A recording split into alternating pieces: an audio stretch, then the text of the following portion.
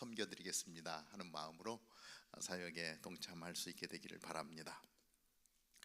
자, 오늘 우리에게 주시는 하나님의 말씀은 누가복음 18장 9절에서 14절까지 말씀입니다. 제가 한번 봉독해서 보도록 하겠습니다. 누가복음 18장 9절에서 14절까지입니다. 자기가 의롭다고 생각하며 다른 사람들을 업신여기는 몇몇 사람들에게 예수님께서 이런 비유를 들려주셨습니다. 두 사람이 기도하러 성전에 올라갔다. 한 사람은 바리새파 사람이었고 또 다른 사람은 세리였다. 바리새파 사람은 서서 자신에 대해 이렇게 기도했다. 하나님, 저는 다른 사람들 곧 남의 것을 빼앗는 사람이나 불의한 사람이나 간음하는 사람과 같지 않고 이 세리와도 같지 않음을 감사합니다. 저는 일주일에 2번씩 금식하고 얻은 모든 것에 11조를 냅니다. 그러나 세리는 멀찍이 서서 하늘을 쳐다볼 엄두도 내지 못하고는 가슴을 치며 말했다. 하나님, 이 죄인에게 자비를 베풀어 주십시오. 내가 너희에게 말한다. 이 사람이 저 바리새파 사람보다 오히려 의롭다는 인정을 받고 집으로 돌아갔다. 누구든지 자기를 높이는 사람은 낮아질 것이요 자기를 낮추는 사람은 높아질 것이다. 오늘 이 누가복음 18장의 말씀을 가지고 우리 부부 수련회 강사로 오셨던 우리 매튜리 목사님, 또 박사님, 그리고 교수님, 직함이 많습니다. 수련회에서 너무 귀한 말씀 전해주셨는데 우리 한번 비유로 비우다 영상 후에 목사님 올라오시면 여러분 박수로 환영해 주시기를 바랍니다.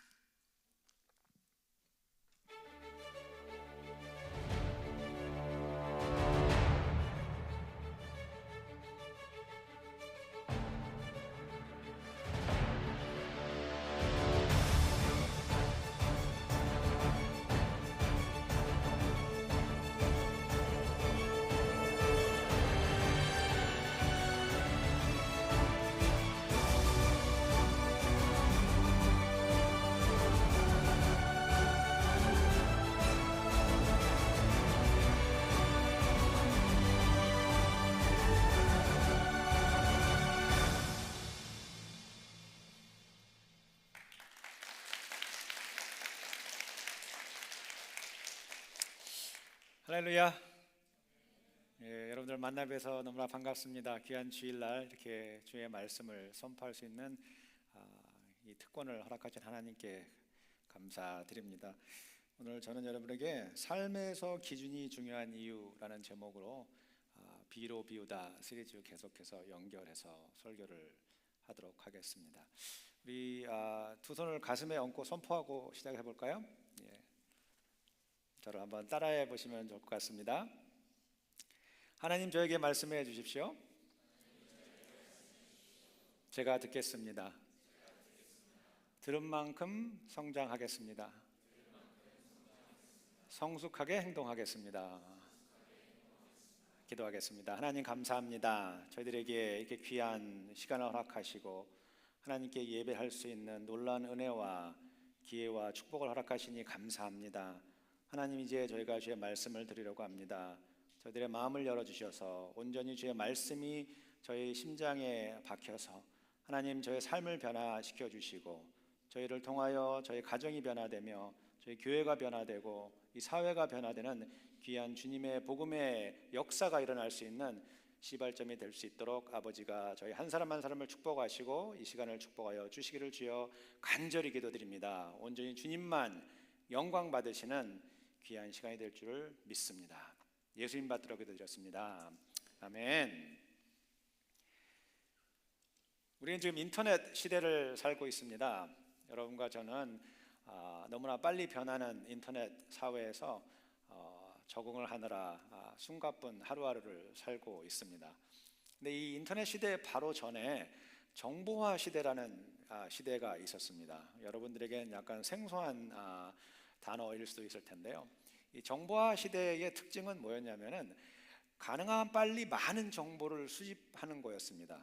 그때는 인터넷이 발달된 시기가 아니었기 때문에 정보를 얻으려고 그러면은 매일 신문을 구독을 해서 봐야 됐고요. 또 각종 매거진 같은 것들을 빨리빨리 구독해서 봐야 했었습니다. 그래서 세상이 어떻게 돌아가는지, 어떤 정보가 나에게 유익한 정보인지를 빨리빨리 캐치하는 것이 굉장히 중요한 시대였습니다. 그 당시 저는 전도사였었는데 정보들을 신문이나 잡지 같은 데서 보면은 오려가지고 스크랩북을 만들었습니다. 그 이유는 단 한 가지, 설교할 때 조금 더 좋은 적용과 또 예화 같은 거를 사용하기 위해서 저는 그렇게 정보를 수집을 하곤 했습니다. 근데 그 시대가 지나가고 이제 지금 현재 저와 여러분들이 살고 있는 인터넷 시대가 됐습니다.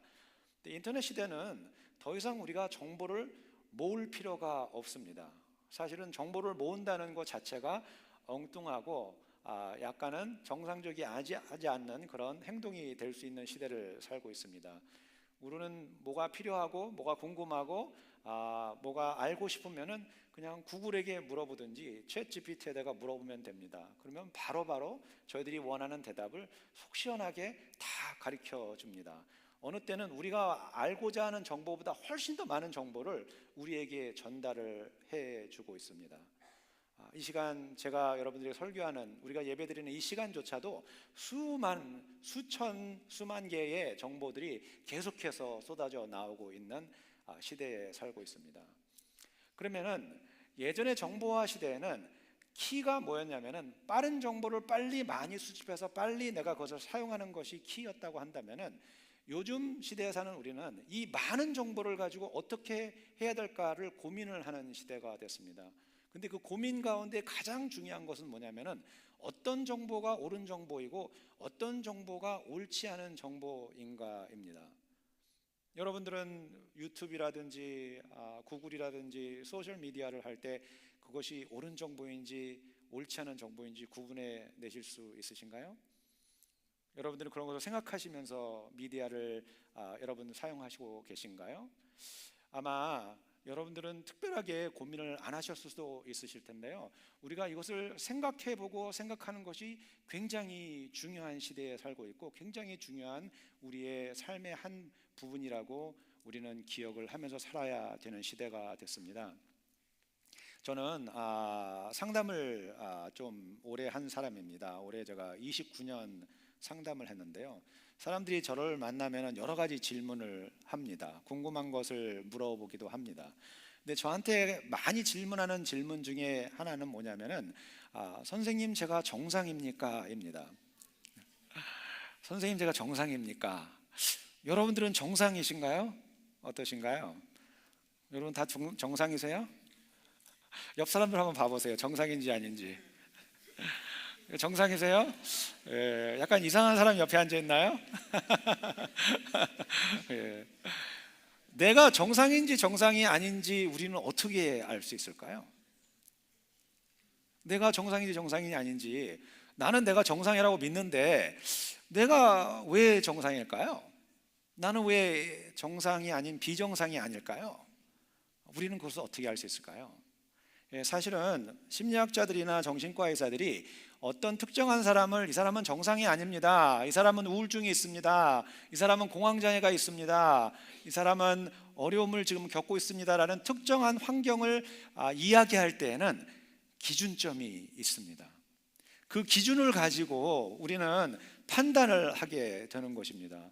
만약에 그 기준이 없다고 한다면은 우리는 이 사람이 우울증인지 불안장애인지 판단하기가 굉장히 어려울 것입니다.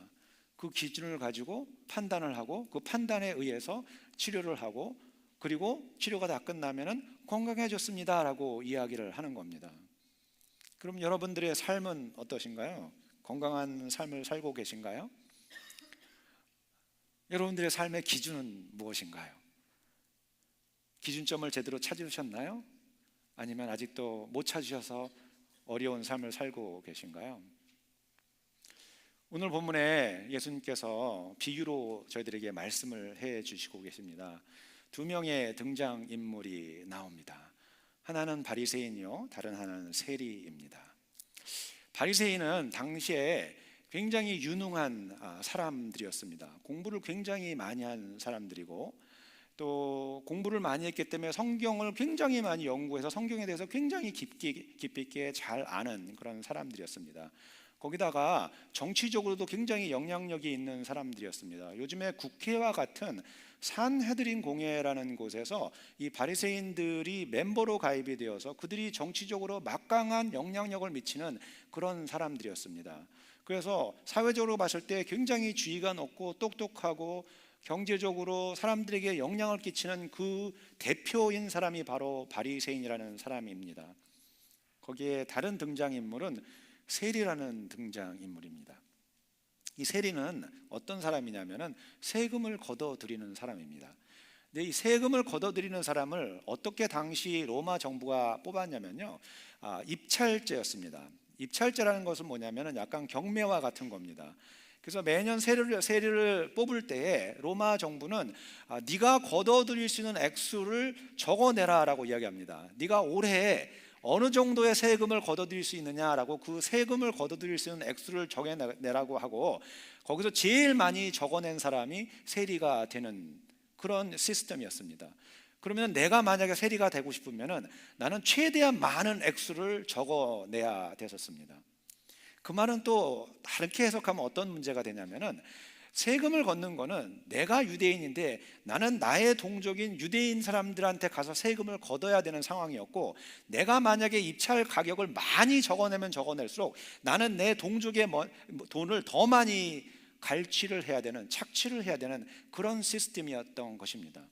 거기다가 단순히 로마가 원하는 세금만 걷는 것이 아니라 나도 살아야 되기 때문에 내 거를 플러스 알파로 더 더해가지고 세금을 걷어들입니다. 그래서 당시 세리들이 잘 살았습니다. 근데 문제는 뭐냐면은 동포의 동족의 돈을 거의 갈취하는 수준으로 뺏어가다 보니까 사람들의 손가락질의 대상이 되었습니다. 사회적 계급으로 따진다고 한다면 이 사람은 가장 밑에 계급에 속하는 사람들이었습니다. 사람들이 지나가면서 욕을 하는 그런 부류의 사람들이었습니다. 완전히 극과 극의 두 사람의 인물을 예수님은 오늘 비유를 통해서 등장시켜 드립니다. 근데 예수님의 이야기 가운데 이 사람들의 행동이 있는데요, 바로 기도를 했다고 예수님이 말씀하십니다. 그리고 바리새 사람과 이 세리는 이런 식으로 기도를 했습니다. 현대인 성경으로 제가 한번 읽어드리도록 하겠습니다. 바리새파 사람은 따로 서서, 하나님, 나는 다른 사람처럼 사기꾼도 아니고 정직하지 못하거나 간음하는 사람도 아니며 또 이 세무원과 같이 않음을 감사합니다. 나는 일주일에 2번씩 금식하며 모든 수입의 11조를 바치고 있습니다 하고 기도했습니다. 세리는 이런 식으로 기도했죠. 세무원은 멀리 서서 감히 하늘을 우러러 보지 못하고 가슴을 치며, 하나님, 이 죄인을 불쌍히 여겨 주십시오 하고 기도를 했습니다. 예수님은 극과 극의 두 인물을 비교를 하며 극과 극의 이 두 인물이 어떻게 기도하는지 우리에게 설명을 해주고 있습니다. 바리새이 사람들은 사람들에게 존경을 받는 그 인물이고, 이 바리새이 사람은 자기는 성경에서 나오는 모든 것을 다 행하고 있습니다. 주님, 나는 주님이 가르쳐주신, 하나님이 가르쳐주신 그 생활을 그대로 하고 있습니다 라고 기도를 하고 있는 반면에, 이 세리는 하나님, 제가 죄인입니다, 하나님 말씀해 주신 대로 제가 살지 못하고 있습니다 라고 기도를 하고 있습니다. 여러분들은 이 두 사람 가운데 어떤 사람이 더 하나님의 뜻에 맞게 살아가는 사람이라고 생각이 되시나요? 당연히 세리라고 이야기하는 것이 옳은 대답일 겁니다. 왜냐하면 하나님은 예수님은 세리를 의인이라고 말씀을 하셨기 때문에 그렇습니다. 그럼 여기서 우리가 질문을 스스로에게 해봐야 됩니다. 그러면 왜 예수님은 바리새인을 의인이라고 하지 않고 세리를 의인이라고 했을까요? 왜 하나님의 율법을 다 쫓아서 열심히 사는, 하나님이 얘기하신 그대로의 삶을 살고 있는 바리새인을 의인이라고 하지 않고 자기 동족의 피를 뽑아먹는, 사람들에게 손가락질을 받는 이 세리의 기도를 가지고 의인이라고 이야기를 했을까요? 이것은 기준의 차이입니다. 기준이 한쪽은 잘못되어 있고 한쪽은 잘 되어 있는 차이인 이라고 볼 수가 있습니다.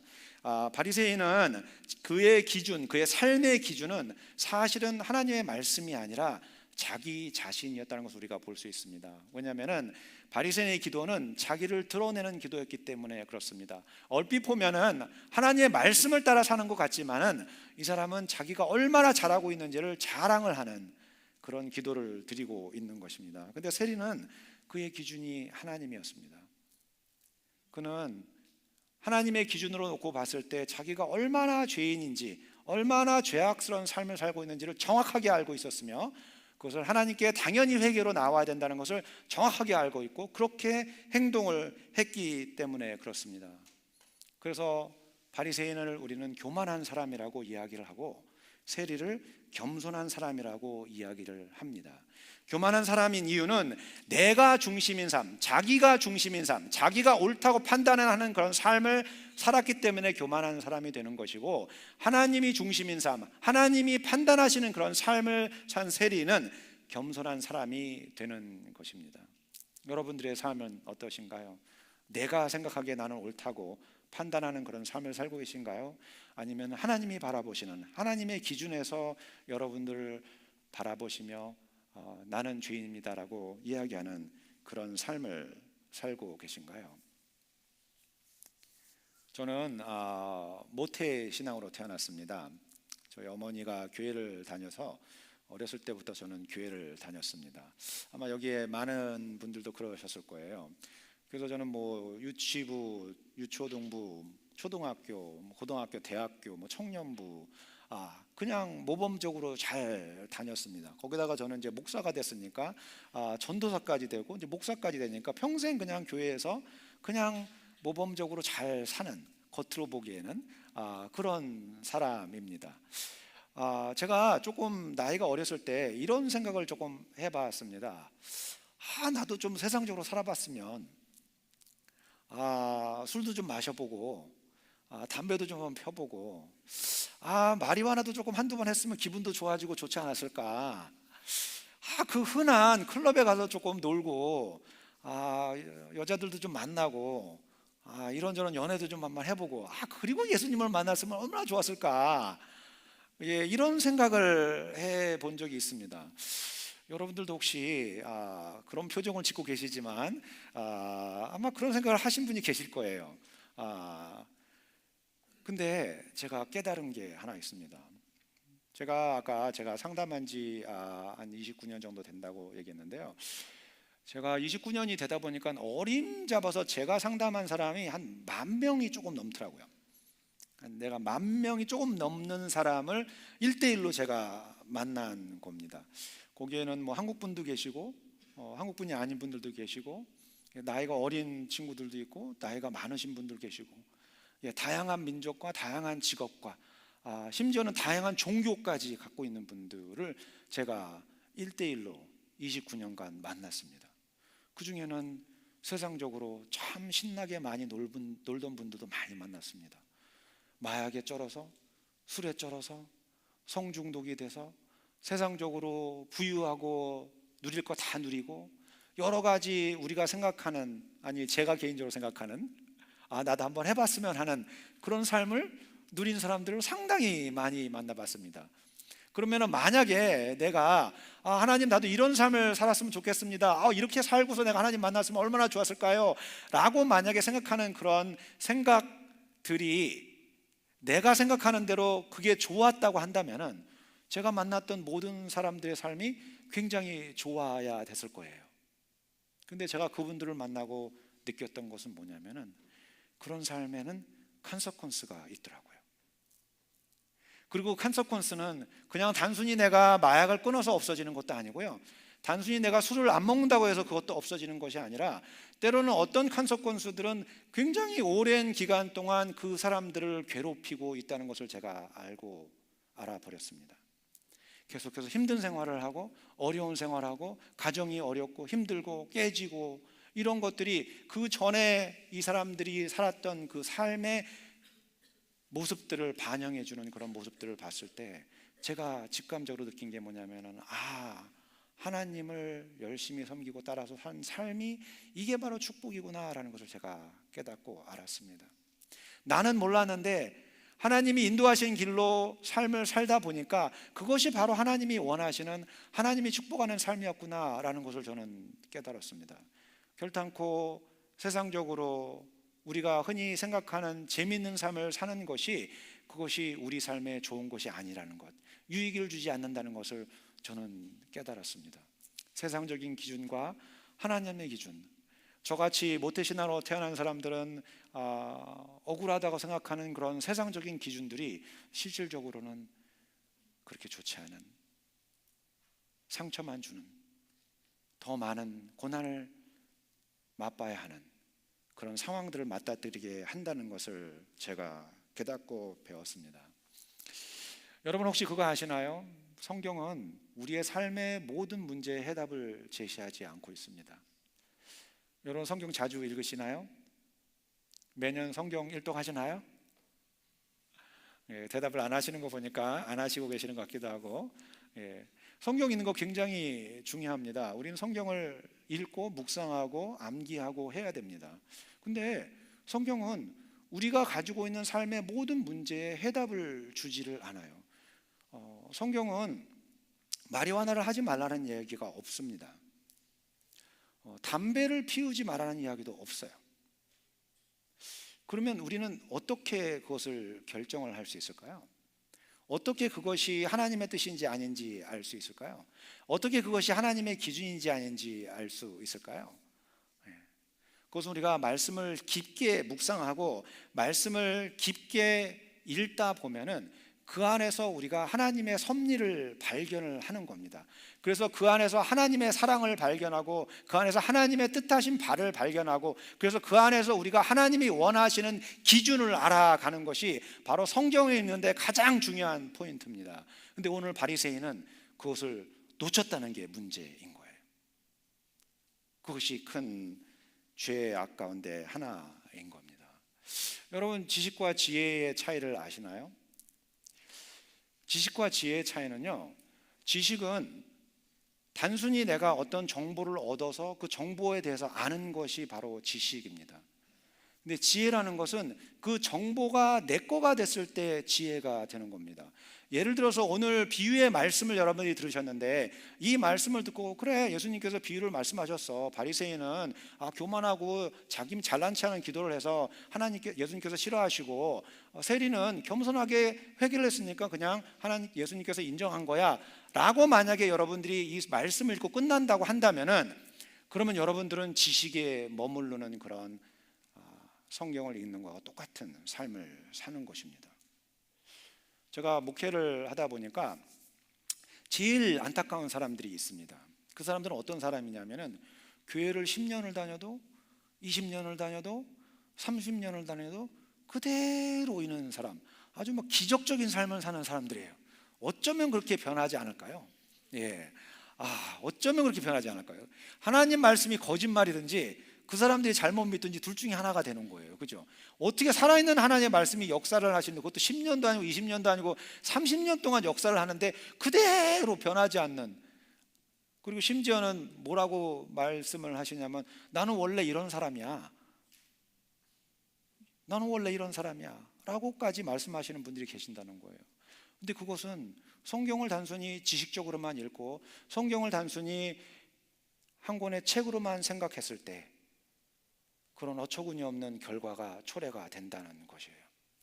여러분들이 오늘 본문을 그런 식으로 이해하고 그런 식으로 여러분들이 받아들인다고 한다면은, 여러분들이 지식적으로 하나님의 말씀을 받아들였기 때문에 여러분들도 그런 삶을 살 가능성이 굉장히 높은 겁니다. 그러면은 이 말씀을, 하나님이 주시는 이 말씀을 어떻게 우리가 지혜 삼아서 그것을 우리의 삶에 적용하는 그런 삶을 살 수 있을까요? 그것을 어떻게 하냐면요, 말씀을 보면서 하나님, 제가 바로 바리새인입니다 라는 것을 우리가 깨달아야 됩니다. 만약에 여러분들이 하나님, 저 주일날 매일 교회 잘 다니고 있어요, 하나님 성경 공부도 잘 가고요, 순모임도 저 하나도 안 빠지고 잘 가고 있어요, 헌금도 꼬박꼬박 잘 내요, 이만하면 하나님 저 잘하고 있죠 라고 여러분들이 스스로 판단하시고 생각하신다고 한다면은, 여러분은 바리새인의 삶을 살고 있는 것입니다. 근데 하나님, 저는 말씀을 읽어도, 하나님 예배를 참석해도 늘 부족한 것이 보이네요. 하나님 감사합니다. 자매와 형제를 통해 제가 죄인인 것을 오늘도 다시 한번 깨닫게 해주셔서 감사합니다. 하나님 말씀의 은혜 받아서 제가 죄인인 것을 깨닫게 하시니 감사합니다.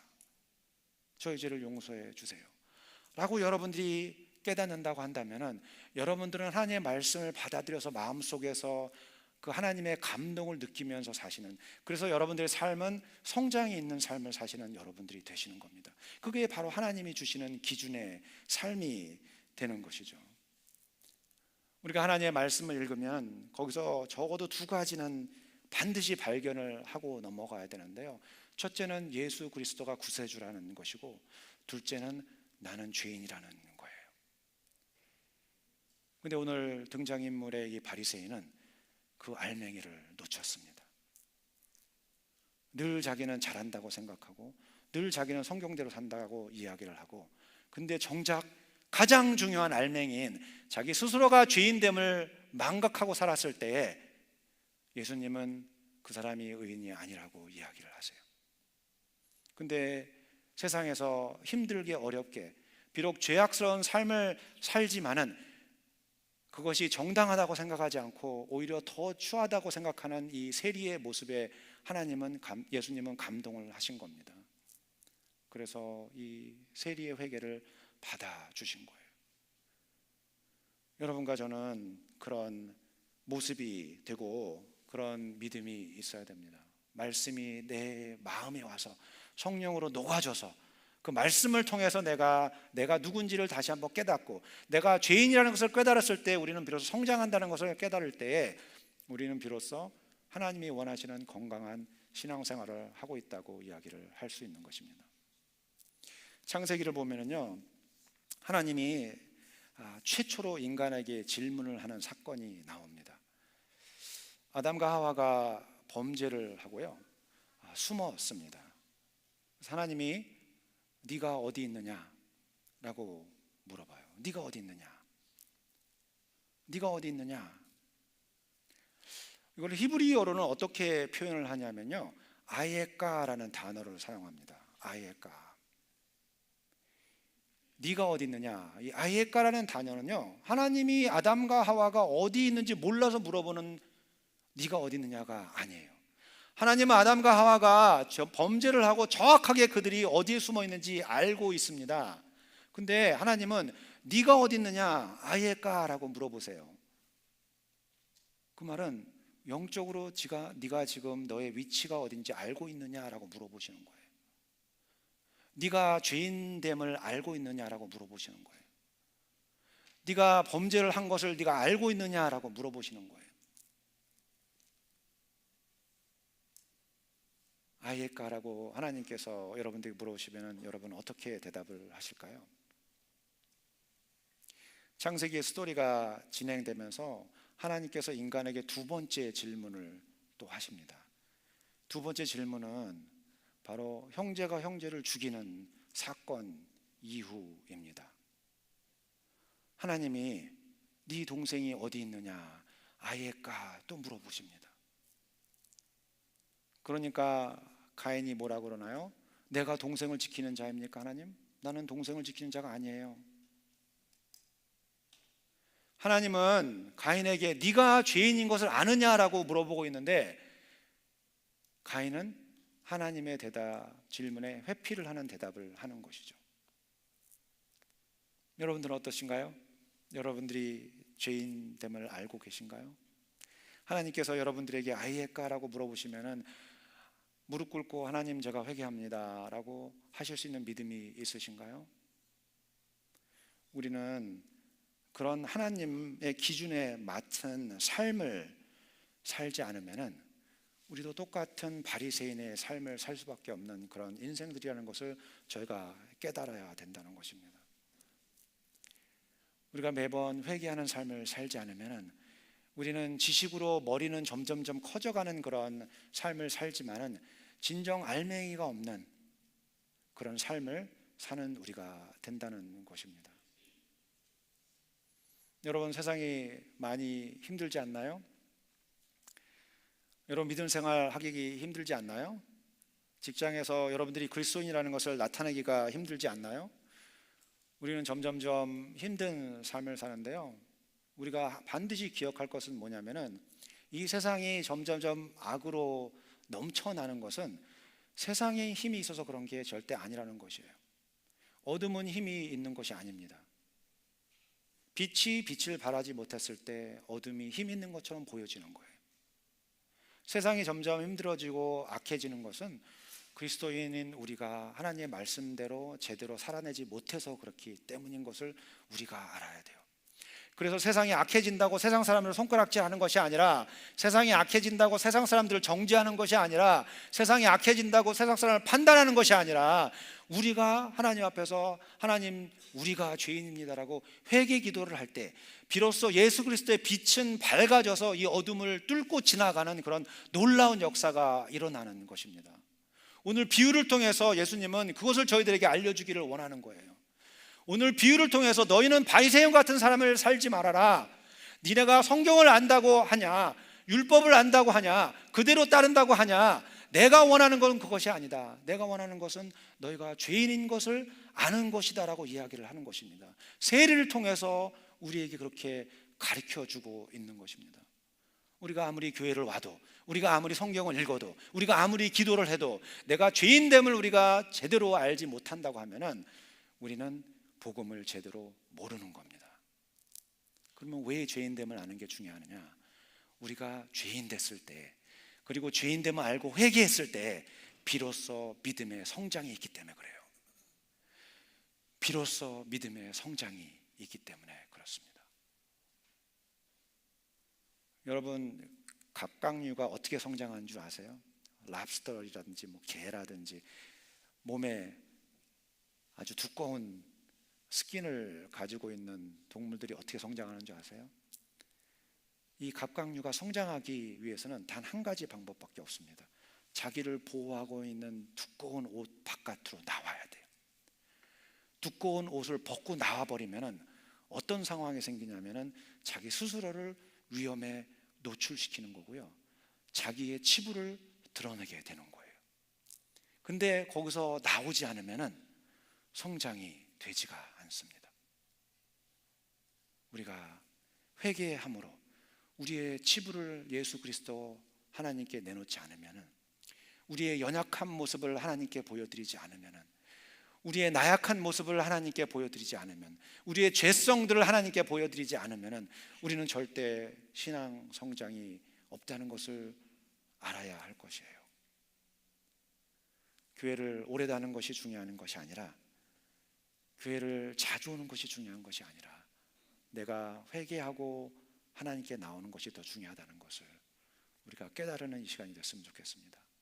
그래서 하나님께서 우리를 바라보실 때 바리새인이 아닌 죄인 세리를 바라보시고, 죄인 세리를 통하여 하나님께서 너가 의인이다라고 말씀해 주시는 그런 모습의 삶을 살 때에 비로소 저희는 예수 그리스도가 바라시는 그런 귀한 삶을 사는 그리스도인들이 다 되는 것입니다. 여러분, 저는 여러분들에게 이렇게 귀중한 설교를 오늘 하게 되어서 너무나 감사하고 가슴이 벅찹니다. 그리고 저는 여러분들이 이렇게 있으셔서 너무나 좋고 희망적이라고 생각합니다. 여러분, 만약에 저와 여러분들이 주님께 무릎 꿇고 회개하는 역사가 있다고 한다면 이 세상은 반드시 변화가 될 겁니다.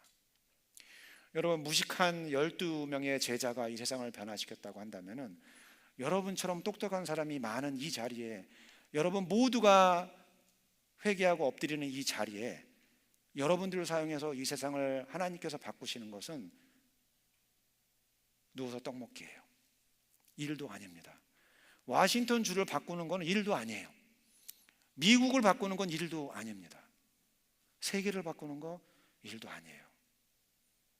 12명의 제자를 사용하셨다고 하면은 하나님께서는 여러분 모두를 사용하실 수 있다는 것입니다. 우리는 반드시 이 말씀을 기억하시고 이 말씀대로 하나님께 회개하는 삶을 사는 모두가 되어야 됩니다. 여러분, 말씀이 기준이 되시잖아요. 말씀이 기준이 되면은 우리에게 놀라운 삶의 변화가 생기는데요. 그 삶의 변화가 뭐냐면은 완벽한 자유함입니다. 우리는 말씀대로 살면은 속박이 되고 말씀대로 살면은 내가 원하는 삶을 못 사는 것 같잖아요. 그렇지 않아요. 완벽한 규칙이 있을 때, 완벽한 법이 있을 때 비로소 거기에 완벽한 자유가 있는 겁니다. 만약에 우리가 법을 지키지 않는다고 하면은 거기에는 자유가 없어요. 여러분 운전하실 때 여러분들이 법을 안 지킨다고 생각을 한번 해보세요. 여러분들이 파란불로 지나가는데 빨간불 지나가는 사람도 같이 지나간다고 생각해 보세요. 여러분들이 편안하게 운전을 하실 수 있는가요? 그렇지 않습니다.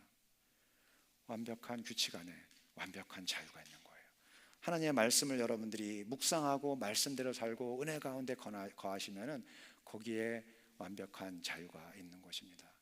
그래서 우리의 삶의 기준이 하나님의 말씀이 되어야 된다는 것이 바로 이런 뜻에서 여러분들에게 말씀을 드리고 싶은 거예요. 하나님의 말씀이 여러분들의 삶의 기준이 됐을 때에는 그 안에서 여러분들은 완벽한 자유함을 얻을 수 있는 것입니다. 여러분 음악을 하시는 분은 잘 알 수 있는데요. 음악에 improvise라는 말이 있습니다. improvise. 무슨 뜻인지 음악 하시는 분들은 잘 아실 거예요. 미술에도 비슷한 개념의 단어가 있는데요. 추상화라는 단어가 있습니다. 미술 하시는 분들은 잘 아실 거예요. 임프로바이스는 주로 재즈 음악을 할 때 사용을 하는데요. 재즈 음악 하시는 분들이 1시간, 2시간씩 그냥 연주를 합니다. 그것도 혼자 솔로로 하는 것이 아니라 악기들 여러 개 같이 그냥 1시간, 2시간 악보 없이 연주를 합니다. 그게 가능한 것은 그들이 어느 정도의 음악의 경지에 올랐기 때문에 그래요. 그리고 음악을 즐겁게 자유롭게 누릴 수 있는 거예요. 추상화도 마찬가지입니다. 그냥 대충 아무렇게나 그린 것처럼 보이잖아요. 우리는 그렇게 생각할 수 있습니다. 우리는 미술에 대해서 잘 모르지만 피카소의 그림을 보면 뭐 이런 그림이 그렇게 유명할까 이렇게 생각할 수도 있습니다. 근데 피카소가 그렇게 추상화를 그리기 이전의 그림을 보시면은 엄청난 화가라는 것을 여러분들이 알 수 있을 거예요. 그렇게 추상화를 그릴 수 있는 것은 기본기가 단단하기 때문에 그래요. 그래서 여러분들이 하나님 말씀을 묵상하고 하나님 말씀을 암기하고 하나님 말씀대로 살기 시작하면은 여러분들의 삶에 자유함이 있을 겁니다. 눈을 한번 감아 보실까요? 여러분들은 바리새인이신가요? 아니면 세리이신가요? 여러분들은 자기중심적인 삶을 살고 계신가요? 아니면 하나님 중심적인 삶을 살고 계신가요? 여러분들은 교회를 나오셨다고 만족하는 그런 크리스찬의 삶을 사는 것처럼 생각하고 계시는가요? 여러분들은 성경 공부를 조금 하신다고 이것이 하나님이 원하는 삶이라고 만족하면서 살고 계시지는 않으신가요? 물론 그런 것들 다 중요합니다. 근데 알맹이가 빠지면 안 된다는 것을 기억하시기를 바라겠습니다. 그 알맹이는 바로 나는 죄인이고 예수 그리스도만이 나를 구원해 주실 거라는 것을 올바로 알고 그렇게 행동해 나가는 것입니다. 오늘 이 시간부터 우리는 회개의 자리로 돌아와서 늘 기도하며 회개하며 하나님 제가 죄인입니다. 저를 용서하여 주십시오라고 믿음의 기도를 하는 여러분 한 사람 한 사람이 될 때에 비로소 하나님은 우리를 착하고 순종하는 종아라고 이야기를 하시는 거예요. 그리고 하나님 우리에게 의인이라고 말씀을 하실 겁니다.